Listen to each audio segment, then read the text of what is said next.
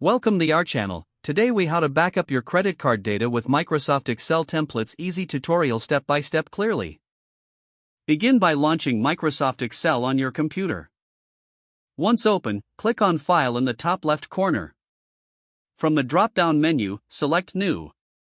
In the search bar, type Templates and press Enter. Browse through the templates available for credit card tracking. Choose a template that suits your needs and click on it. Next, click the Create button to open the selected template. You will see various fields to fill out regarding your credit card data. Begin by entering the credit card provider's name in the designated cell. Fill in the cardholder's name in the next cell. Enter the card number, but consider obscuring it for security. Add the expiration date of the card and the security code in separate fields.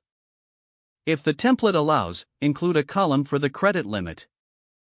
You may also want to add fields for transactions. For each transaction, fill in the date, description, amount, and category. Be sure to calculate the running balance if the template has that feature.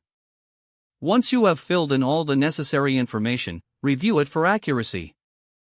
Save your Excel file by clicking on File and then Save As. Choose a secure location on your computer to store the file.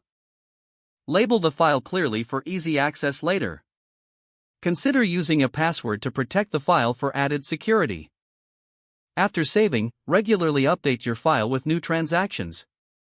Back up your file periodically by saving it to a cloud service. This will ensure that your credit card data is safe and accessible from anywhere. If the page does not load, refresh the browser or try again in a private or incognito window. Make sure you are using the correct email address, then retype it carefully to avoid small typos. If your password is not accepted, use the reset option and create a new strong password you can remember.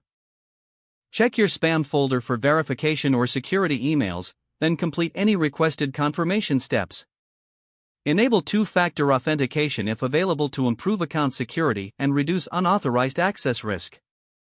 After signing in, review your profile details so your contact information and settings are accurate and current.